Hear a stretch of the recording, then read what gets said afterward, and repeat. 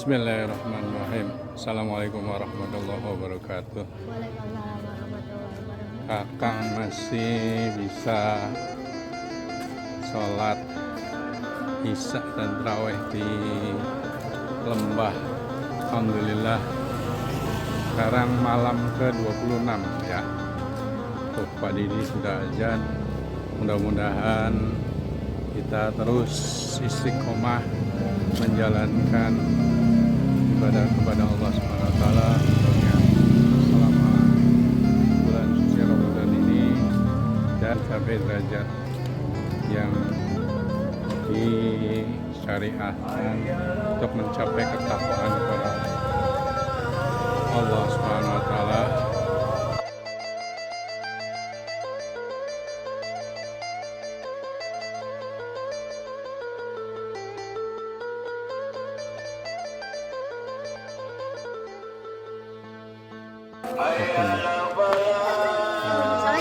Assalamualaikum. Waalaikumsalam. Assalamualaikum Pak De. Waalaikumsalam. Assalamualaikum. Kok tinggi banget? Waalaikumsalam. Alhamdulillah. Di depan sana, di depan.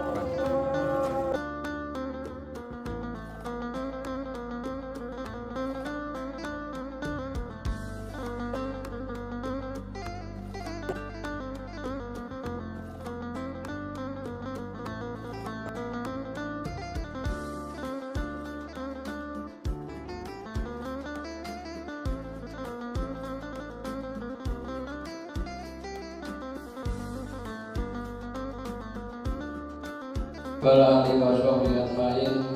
Asyhadu an la ilaha illallah wahdahu la syarika lah wa asyhadu anna Muhammadan abduhu wa rasuluh. Allahumma shalli ala sayyidina Muhammad wa ala sayyidina Muhammad amma ba'd.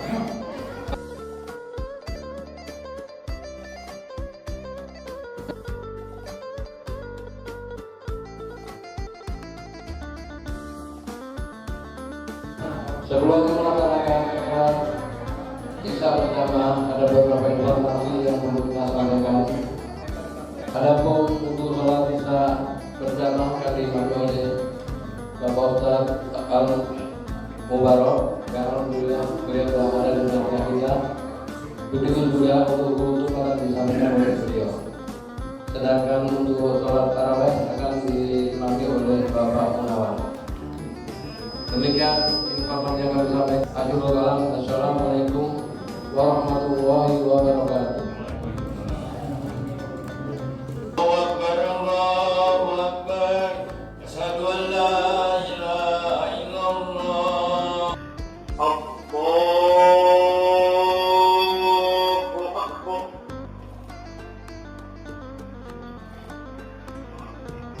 Bismillahirrahmanirrahim.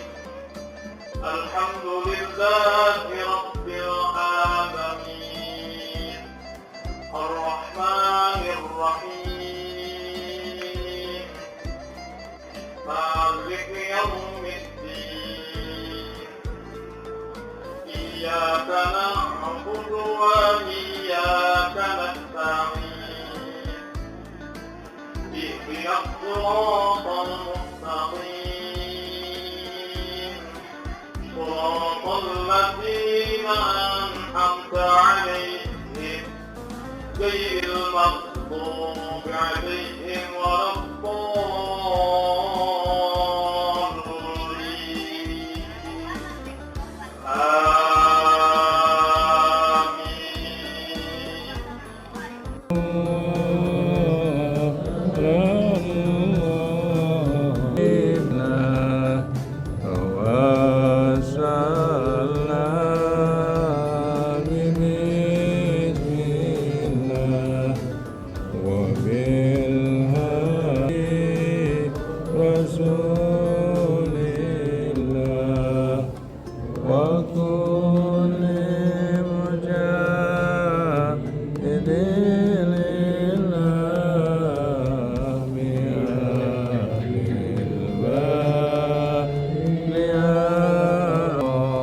Bismillahirrahmanirrahim. Assalamualaikum warahmatullahi wabarakatuh. Waalaikumsalam warahmatullahi wabarakatuh. Alhamdulillah, dan الذي أنزل السكينة في قلوب المؤمنين ليزدادوا إيمانا مع إيمانهم. والصلاة والسلام على هذا النبي الكريم سيدنا وحبيبنا وشفيعنا وقرة أعيننا ومولانا محمد وعلى آله وصحبه أجمعين صلاة وسلاما دائمين متلازمين إلى يوم الدين. أما بعد رب اشرح لي صدري ويسر لي أمري واحلل عقدة من لساني يفقهوا. اللهم إن كنت قبلت توبتي وغفرت ذنوبي أكرمني بالفهم حتى أن كل من سمع قراءتي يزداد بقدر في قلبه ولو كان قاسي قلبي. إلهي أكرمنا بالرزق الحلال وارزقنا من حيث لا يحتسب. آمين.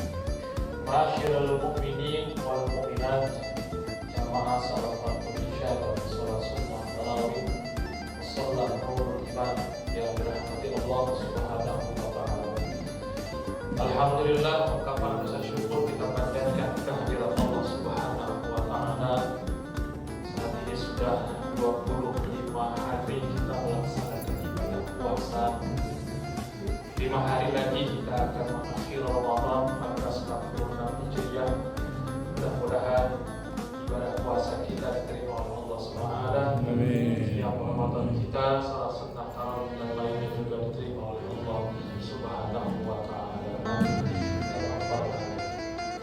Masyaallah mukminin wal mukminat rahimakumullah. Ada satu kewajiban juga yang harus kita tunaikan dalam hari raya Idul Fitri, itu menyisihkan sebagian dari harta kita yang kita tunaikan dalam bentuk zakat fitrah. Ibadah zakat sebenarnya adalah ibadah tersendiri karena bagian dari rukun Islam. Bahkan zakat disebut juga dengan ikhwatus sholat. Kenapa disebut ikhwatus sholat? Karena banyak di ayat Al-Quran Allah Subhanahu wa Ta'ala berfirman, aqimus sholat wa atuz zakat. Dirikanlah sholat dan tunaikanlah zakat. Walaupun zakat dan puasa dua amalan ibadah yang berbeda, namun dalam satu hadis disebutkan bahwa zakat fitrah yang kita tunaikan itu adalah tuhratul shaimi, mensucikan bagi orang yang berpuasa dari ucapan-ucapan yang kotor. Maka zakat fitrah adalah satu amalan ibadah tersendiri sekaligus melengkapi ibadah puasa kita. Secara maknawi zakat fitrah itu ada dua makna dari kata al-fitrah. Makna yang pertama dari fitrah itu adalah seakar dengan toro, yang artinya adalah berbuka. Jadi zakat fitrah adalah zakat untuk buka, artinya untuk makan tidak puasa pada hari raya Idul Fitri.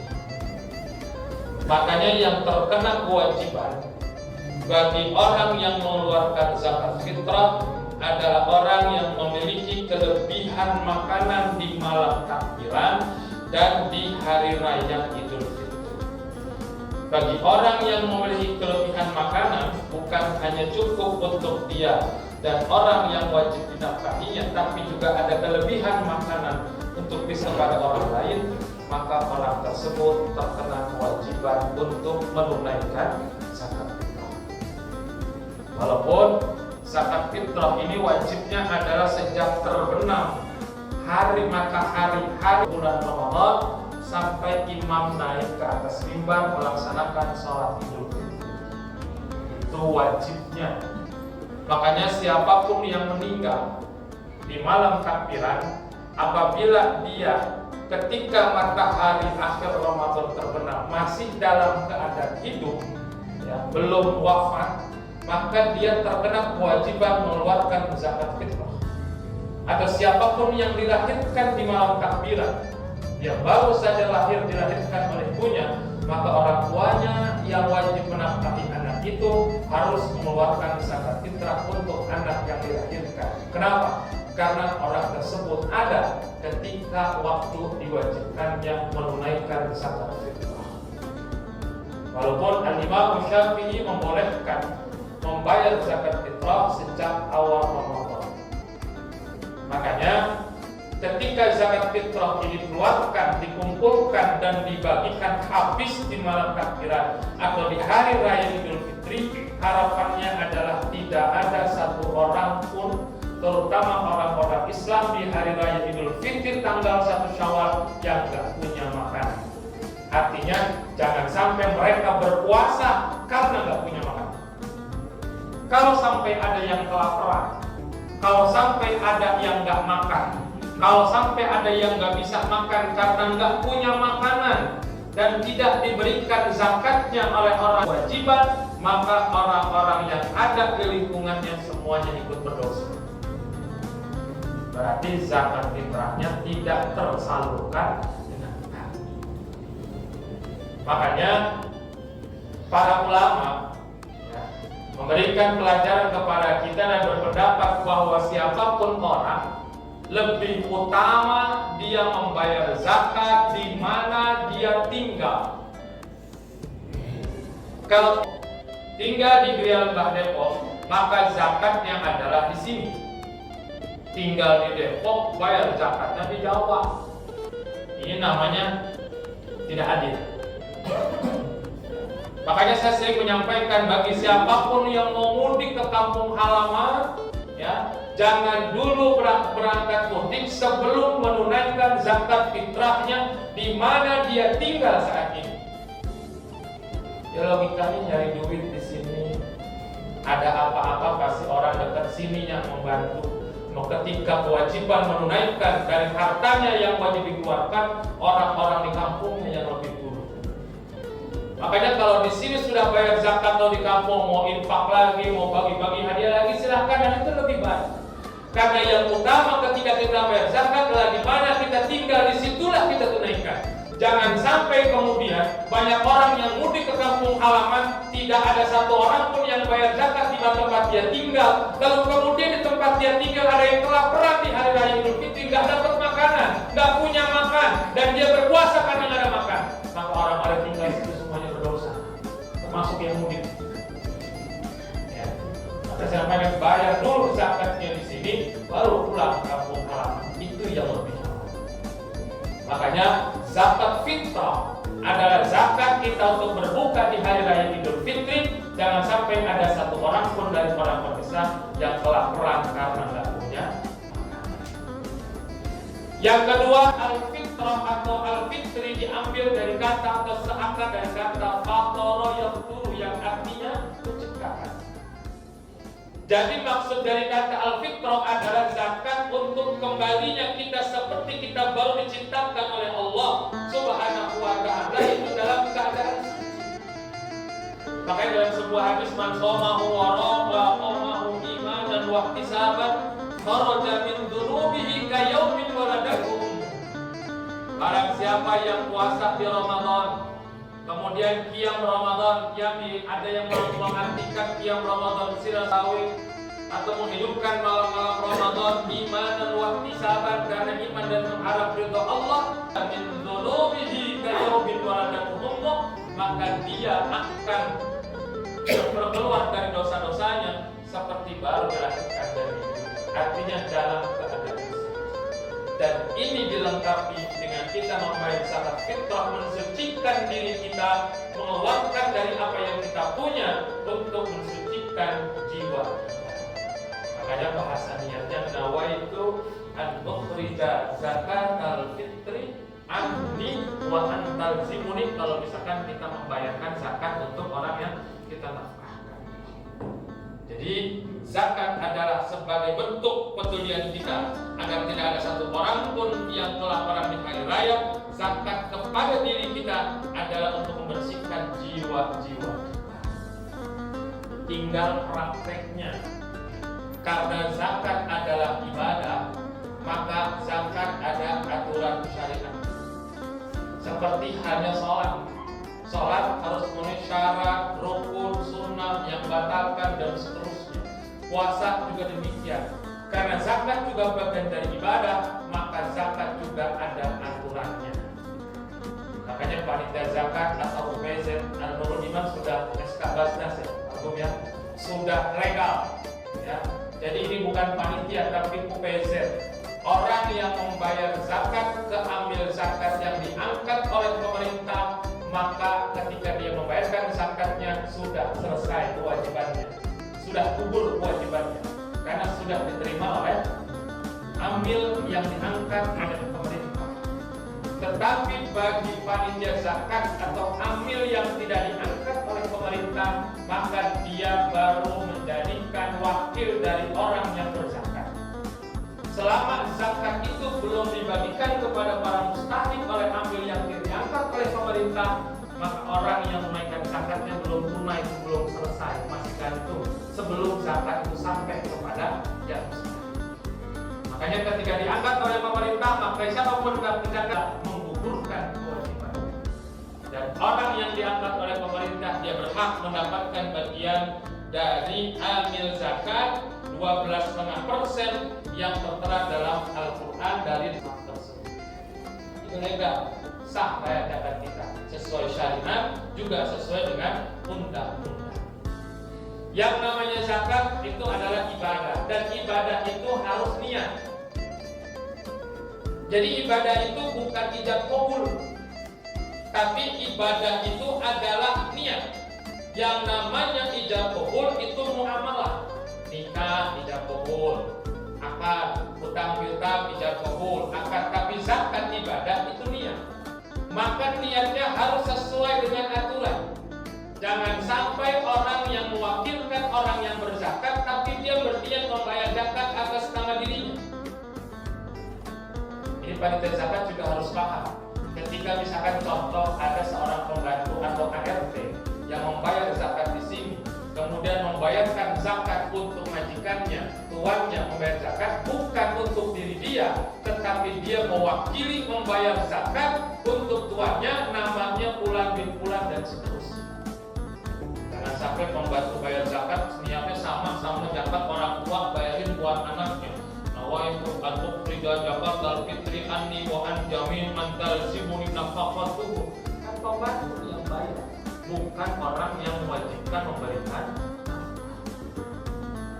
Ini niat ibadah, maka niatnya juga harus sesuai. Dan pengurus ataupun amil itu dianjurkan dalam Al-Quran, wa sholli alaihim inna salataka sakanun lahum. Kalau ada orang yang bayar zakat, doain mereka, karena doa yang kau ucapkan untuk mereka itu menenangkan buat mereka yang bayar zakat. Maka amil mendoakan ajarallahu fima a'taita wa barakallahu fima abqaita wa ja'alallahu laka tahura. Itu adalah doa, bukan qabul. Jadi kalau seumpama ada orang bayar zakat tanpa diterima di qabul, ucapan qabul dari amil, sah bayar zakatnya. Yang penting baca. Nah sekarang kan zakat bisa lewat ATM, zakat bisa lewat banking, zakat lewat bisa virtual code dan seterusnya. Yang penting orang yang bayar zakat itu yang membaca niat, karena ini adalah ibadah. Oleh karena itu mudah-mudahan selain ibadah puasa kita sempurna, mendapatkan pahala dari Allah, dilengkapi dengan zakat fitrah yang akan kita tunaikan, mudah-mudahan semuanya diterima oleh Allah Subhanahu wa ta'ala. Yang memudik ke kampung halaman, mudah-mudahan sampai kampung halaman dengan selamat, kembali ke Depok dengan selamat dalam keadaan sehat walafiat. Amin. Amin ya rabbal alamin. Allahumma muwaffiq ila aqwamit thoriq. Assalamualaikum warahmatullahi wabarakatuh. Waalaikumsalam.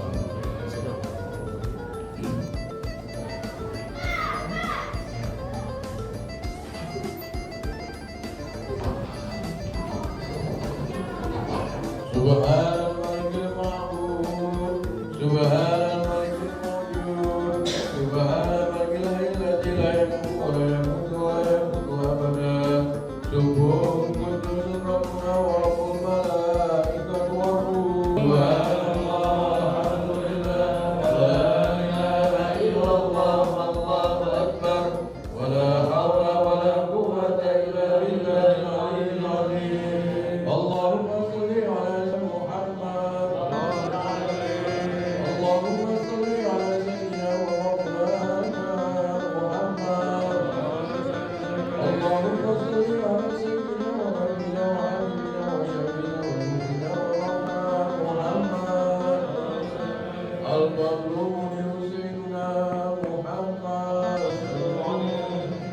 الصلاة التراويح رحمه الله. لا إله إلا الله. الله أكبر.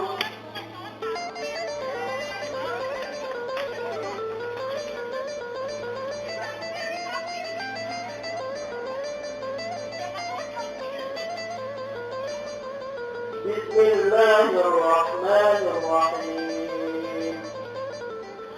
الحمد لله رب العالمين الرحمن الرحيم مالك يوم الدين. إياك نعبد وإياك نستعين. اهدنا الصراط المستقيم صراط الذين أنعمت عليهم غير المغضوب عليهم ولا الضالين.